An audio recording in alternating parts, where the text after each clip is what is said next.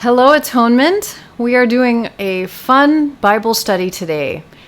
This year, 2020, marks the 50th anniversary of the ordination of women into the church body that was the predecessor to the ELCA. So, of course, the ELCA didn't exist until the 1980s.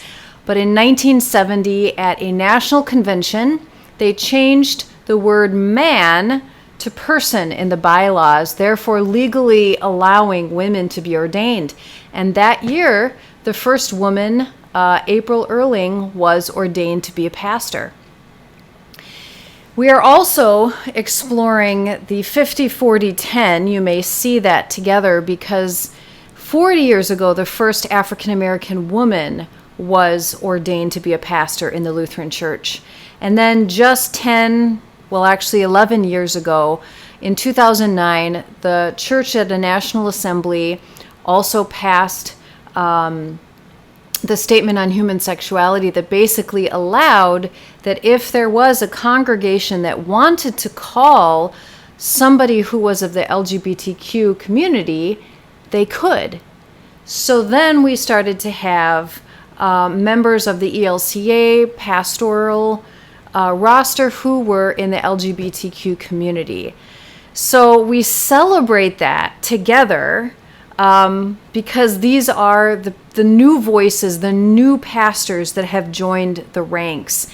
And now 35% of pastors in the ELCA are women. And if you go to any seminary class that is a Lutheran body in the ELCA, you'll see that it's about 50-50 between men and women. So it's pretty exciting. A lot has changed in these 50 years. But I wanted to take this time to do a study with you to talk about women's roles, particularly in the church. There might be one narrative that you might be raised to believe that would say something like this. Look, women have always been subordinate to men. That's sort of how it has been in most cultures throughout the world. We see this in the Bible. The Bible is clear about the role of women in the family and in the church. And it's just been recently that women, with the women's rights and feminism, have pushed forward and sort of upended the natural order of things, demanding to have equal rights, including in the church. And that women have maybe somehow ignored Bible verses, or don't know somehow Bible verses that tell them that they should not be teaching, they should not be pastors, and have plunged on ahead against the Word of God. I don't know, something like that. But there's that sense that things have been one way, and now they're recently being upset. But that's actually not the truth of the story. The truth of the story is that in the earliest part of the Christian church, for the first 300 years, women were leaders in the church. They were priests, they were deacons, they were bishops. Those are all early categories that aren't 100% equivalent to the terms we might have today. But that is definitely the case. And it wasn't until Constantine, who was the emperor, converted to Christianity and decided to gather together bishops to discover what this Christian church was to be, the Bible and the creeds, that he gathered only the men together.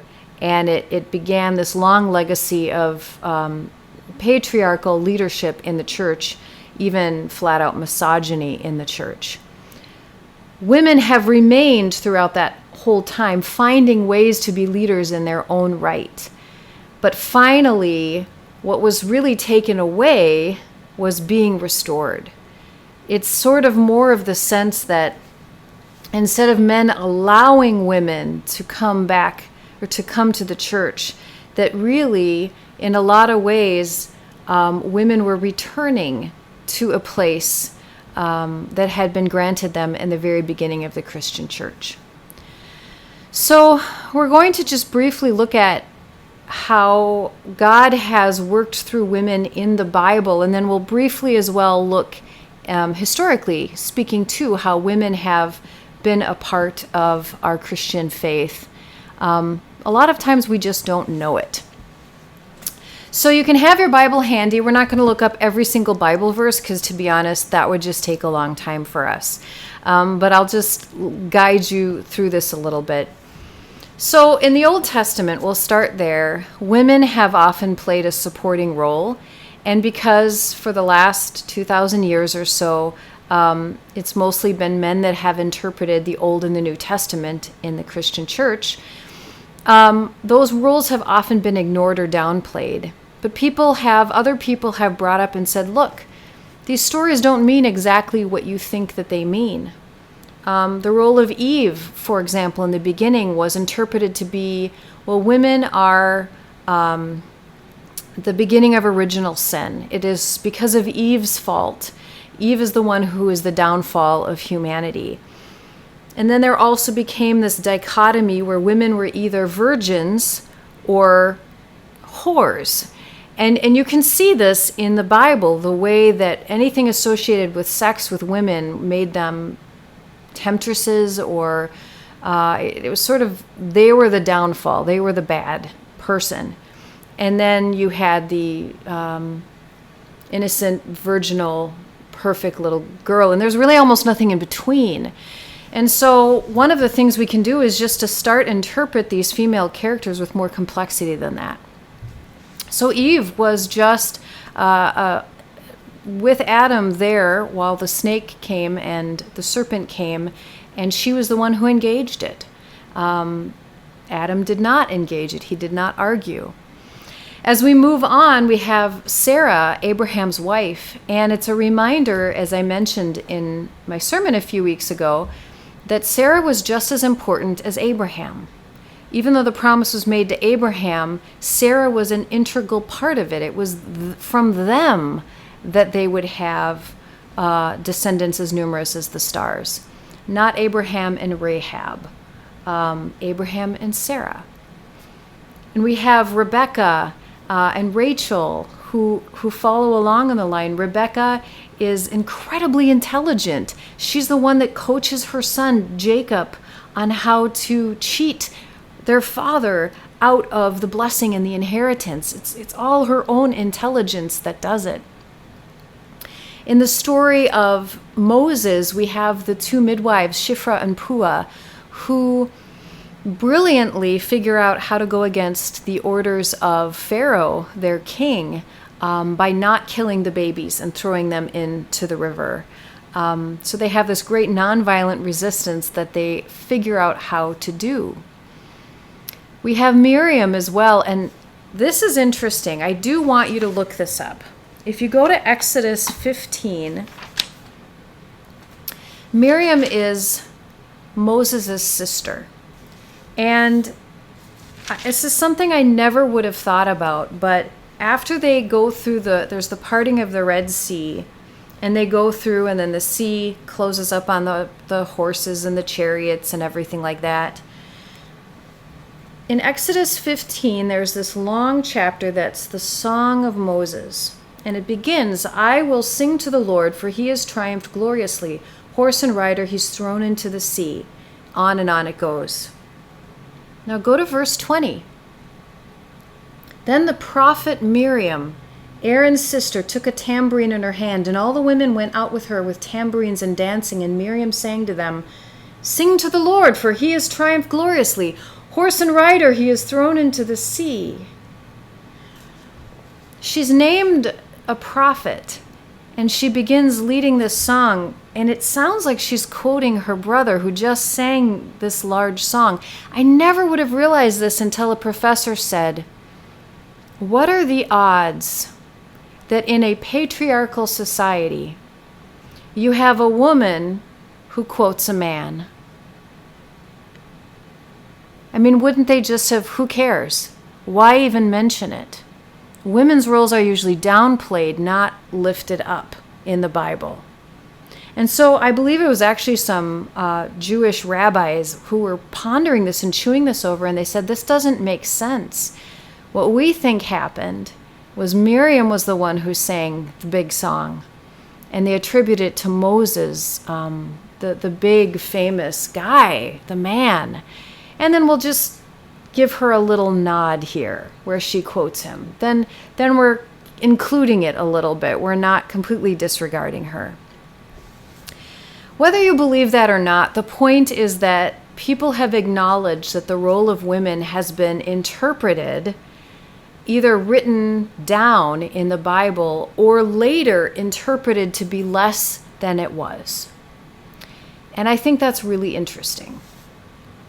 We have the story of Hannah, which we're reading in this Sunday in worship. And Hannah is the mother of the prophet Samuel, who's an incredibly important person. And she has this whole section to herself, this whole story about how she's not able to have a child, and she really feels awful about it. She prays to God. Eli thinks that she's drunk because she's praying in the holy area, the tabernacle, and crying and not being her put together self. It's an interesting allusion to the fact that women aren't taken seriously or considered hysterical or emotional. And also just the fact that because she was not able to have a child, she was deemed worthless in society. But when she does have a child, when God gives her this miracle baby of Samuel, she sings this beautiful song that has been likened to the Magnificat. In fact, musically, you can put the Magnificat and Hannah's song next to each other, and they speak prophetically about how God is turning the world upside down, how God sees the poor and vulnerable and lifts them up, pays attention to them. Again, a powerful story that we might forget. We also have characters like Bathsheba. We know that King David saw Bathsheba and kind of lusted after her and asked her to come to him. Not something you can say no to if you're a woman when your king asks you to come. He knew her and she got pregnant. And it's interesting because I remember in seminary hearing that this had been taught, that Bathsheba had tempted David, and that David was this poor victim who just couldn't help but have to have her, and it was really her fault, which is a huge argument in what we now call rape culture, where the man has no responsibility to control himself or to be respectful and honorable, but all the blame is put on the woman. When really you could turn this as to be a story about a woman who was doing probably something she has done for many years, which is having a bath, and her king sees her, and she's raped by him, and then has a child and ends up becoming his wife. It's a different spin on things. But again, when you have women reading a text and imagining themselves in that position versus men reading the text, you're going to have different understandings of the story. And that's one reason why it's so important to have both men and women reading, interpreting, and preaching these stories so that we get a fuller understanding of what really might be going on and what God might be saying. Ruth, Deborah, and Esther are actually two incredibly powerful characters in the Old Testament that have a lot of time given to them. Ruth has a whole book named after her, and so does Esther. Ruth is in the time of the Judges, where she's not even a Jewish woman, but because of her faithfulness to her mother-in-law Naomi, she ends up becoming the grandmother of King David. Deborah was a judge who, if we look at Judges 4 and 5, so Joshua, Judges, Ruth. So Joshua, Judges. Here we have in Judges 4 the story of Deborah and Barak. And just listen to this statement. At that time, Deborah, a prophetess, wife of Lapidoth, was judging Israel. She used to sit under the palm of Deborah between Ramah and Bethel in the hill country of Ephraim, and the Israelites came up to her for judgment. So here you have a woman in a very patriarchal time where you have tribes warring against each other, And she somehow has risen into favor for being wise enough that people would come to her from all over and ask for her counsel. And this is interesting. She sent and summoned Barak, son of Abinoam, from Kadesh and Naphtali, and said to him, "The Lord, the God of Israel, commands you, go take position at Mount Tabor, bringing 10,000 from the tribe of Naphtali and the tribe of Zebulun. I will draw out Sisera, the general of Jabin's army, to meet you by the Wadi Kishon with his chariots and troops, and I will give him to your hand." Barak said to her, "If you go with me, I will go, but if you will not go with me, I will not go." So here you have a commander commanding 10,000 men, and he will not go into battle unless Deborah, this woman, is beside him.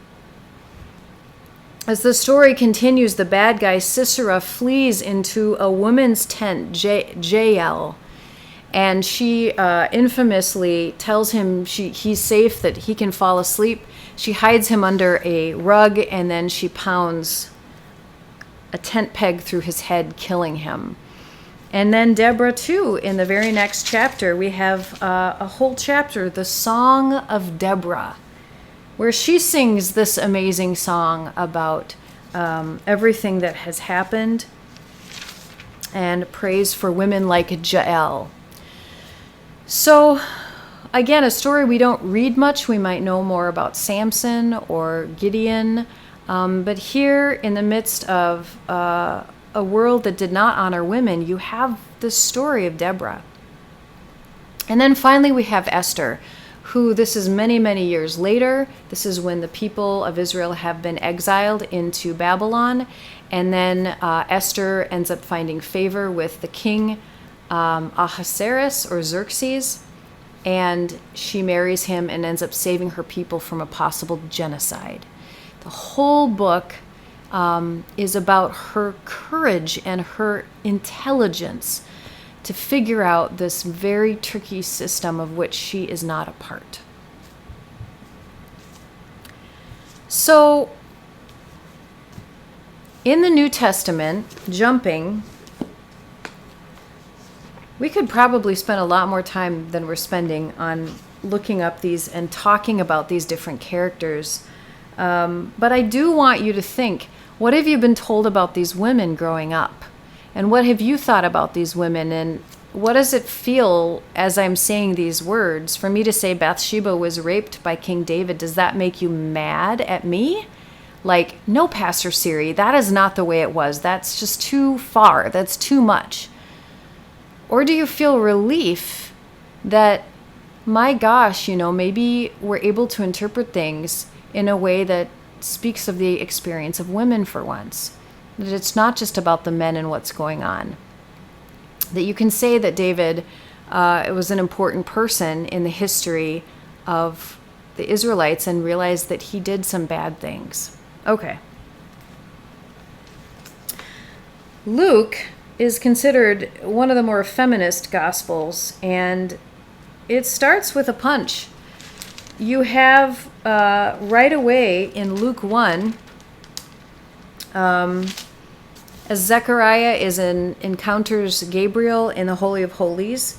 And then right in verse 26, Luke says, "In the 6th month, the angel Gabriel was sent by God to a town in Galilee called Nazareth."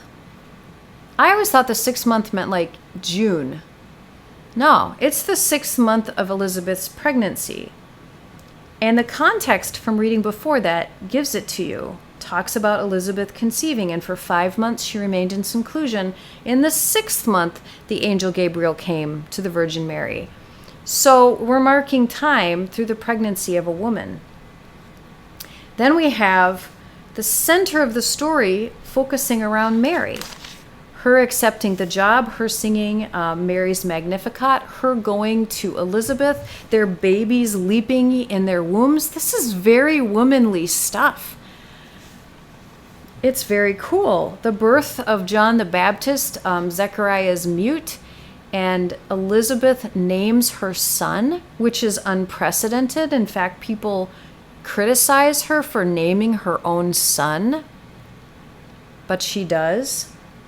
And then, of course, everything about Jesus after that also shows that this is a man inspired by the Holy Spirit to see things through the eyes of God, which means that the patriarchy of his time isn't going to make sense, or he wouldn't have challenged it. And so he does challenge it. We have these really cool examples. You can just flip through with me. Luke 8.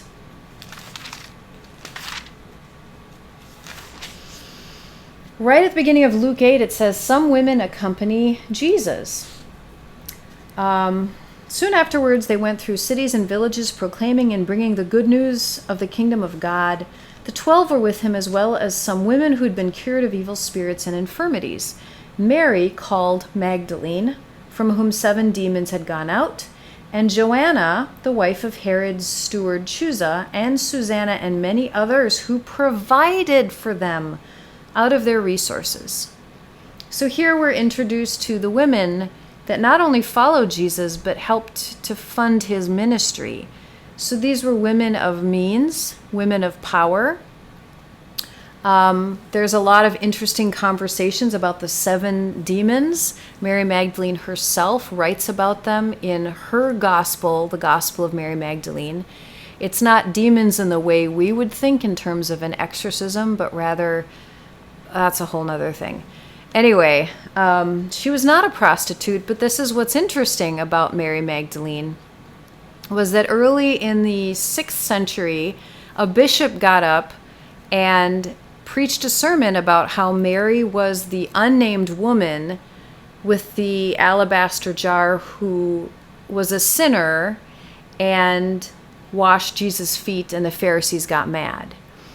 And what's interesting about that is that he likened not only that to Mary Magdalene, but he also likened sinner to meaning she must have been a prostitute. Because apparently that's what a sinner for a woman means. Again, it's this focus on the bodies of women. It's focusing on sex of women. That women are either virgins or whores. And you can see how the church has tried to pull that apart, especially in Mary herself, the mother of Jesus. That Mary, the mother of Jesus, it became intolerable after a while to imagine that she had biblically children with Joseph, which meant she would have had to have sex with Joseph, and that just wasn't something that they could imagine. And that's why they made her a perpetual virgin, and even made her mother Anna this idea that she was the one that conceived miraculously. And so the Immaculate Conception is Anna's Immaculate Conception of Mary to make her sinless. Because there is this weird notion in the church that sin is transmitted through the sexual act. And so if you are born miraculously like Jesus was, then you're sinless. And Mary needed to be sinless in order to revere her. And some would say the reason why Mary needed to be revered so deeply in the Catholic Church was because there was such a huge imbalance of masculinity and misogyny that God couldn't possibly hold femininity within God's self. So we have to have it somewhere. So let's give it to Mary. And let's make her perfect. Let's make her as close to divine as we can to balance out that psychic need we have for the yin and the yang. Again, a whole nother ball of wax we could go into. Moving ahead to chapter 10, Luke chapter 10, verse 28, one of my favorites. 38. Now they were on their way. They entered a certain village where a woman named Martha welcomed him, Jesus, into her home. She had a sister named Mary who sat at the Lord's feet and listened to what he was saying. So you may know this story pretty well. It's one of my favorites. But basically, it was told to me that women were in the kitchen and it was the men who sat at the rabbi's feet to learn. Men and women were always separated in worship, and in the synagogue, and women did not learn and go to school the way men did. So if a rabbi came to town and was teaching, it was the men who would sit. You wouldn't have men and women even sitting next to each other in the synagogue, let alone at the foot of a rabbi. So here's this woman who's clearly intelligent, clearly curious, and she's doing something that breaks all convention for her gender, and yet Jesus defends her instead of telling her to go and fit back into the gendered box that Martha wants her to fit into. I find that deeply significant. One more, moving ahead to Luke 13.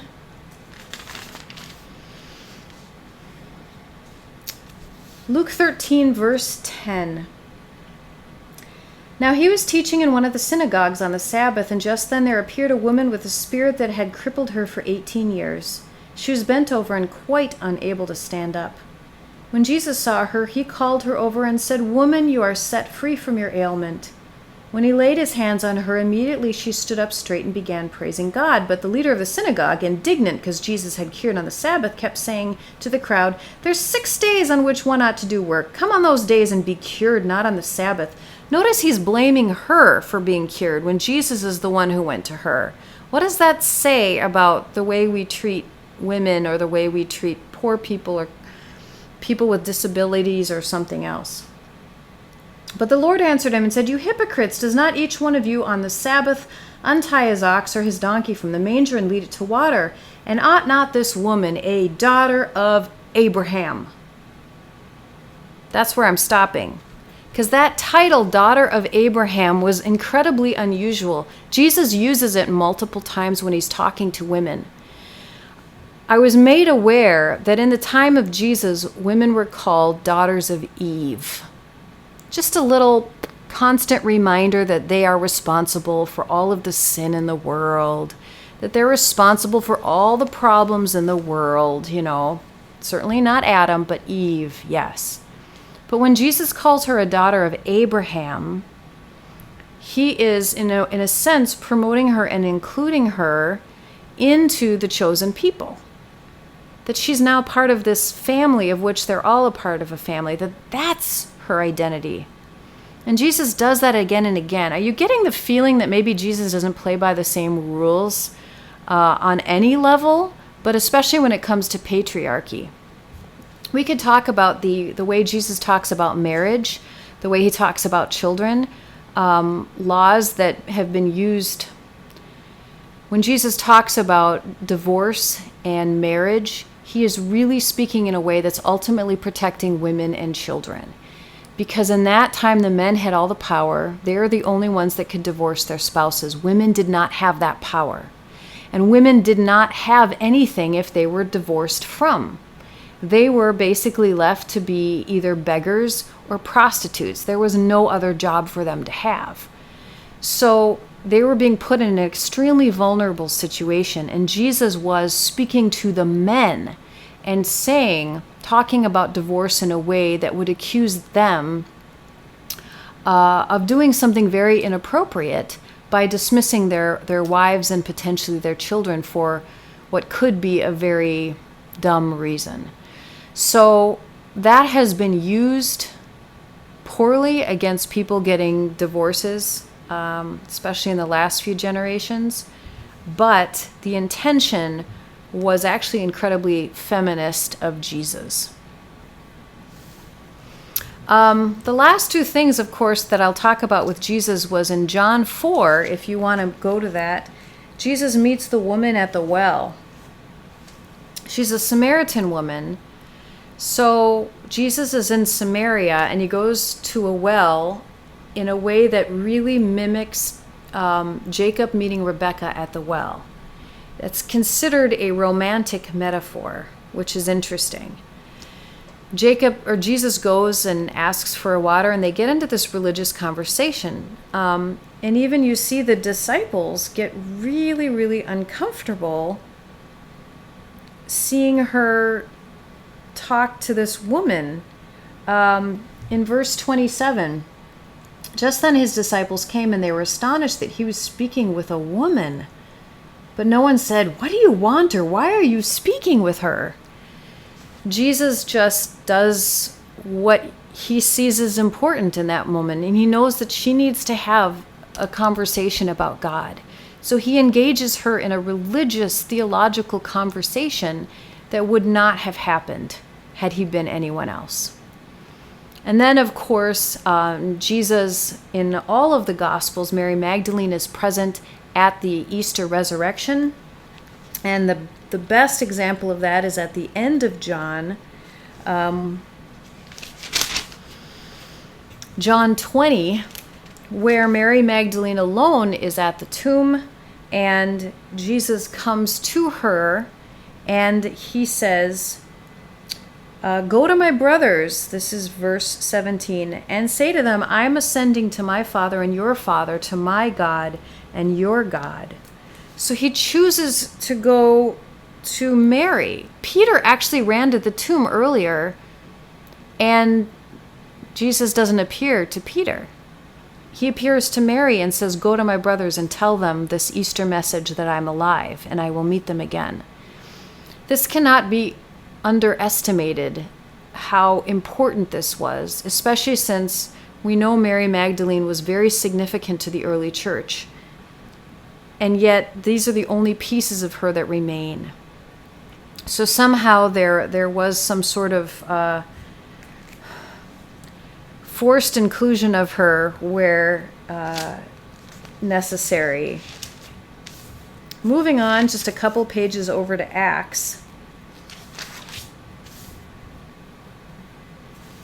Don't worry, we're not going to go through every single thing ever, because that would be ridiculous. But in Acts 1:14, you have the men coming back after the ascension of Jesus. And they say, "All these were constantly devoting themselves to prayer, together with certain women, including Mary, the mother of Jesus, as well as his brothers." So again, these women, these certain women, are so faithful that they have followed Jesus and supported him in his ministry. They watched him as he was crucified. They went to his tomb, and now they're there with the disciples.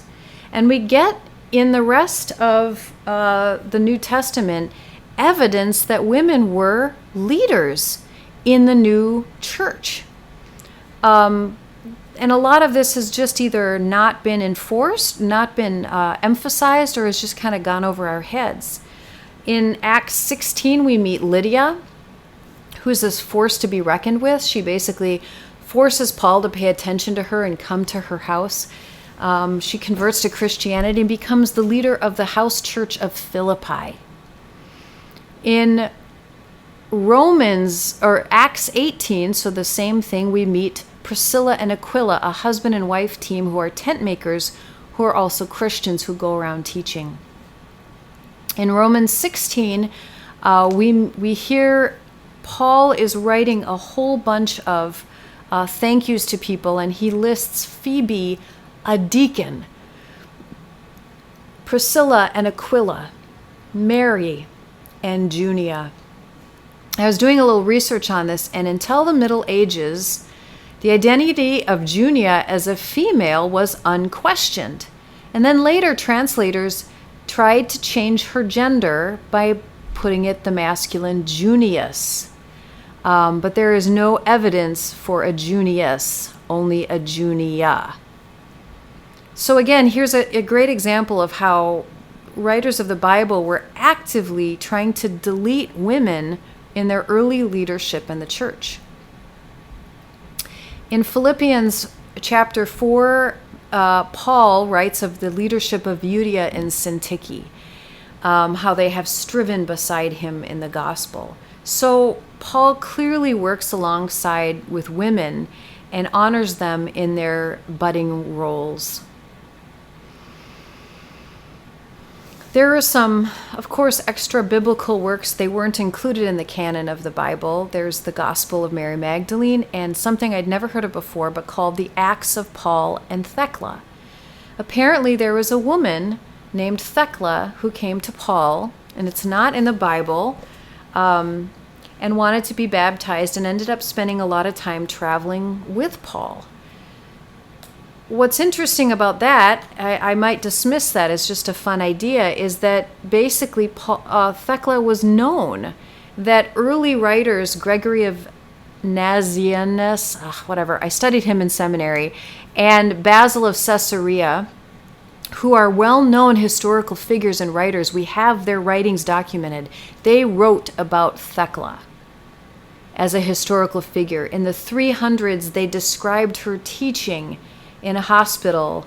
So there's clearly a person named Thecla who was a leader in the church. And yet somehow this document called the Acts of Paul and Thecla was not important enough to make it into the Bible. So it's interesting. We have many women through the history of the church who have remained leaders, even in their limited capacity. They couldn't be priests, but they became nuns. They became writers. They were mystics. From Hildegard of Bingen in 1098, who wrote songs and books and poems that can be found today. Clare of Assisi, who was a companion of Francis, and he would go to her for spiritual counsel. Julian of Norwich, one of my favorites, and on and on and on.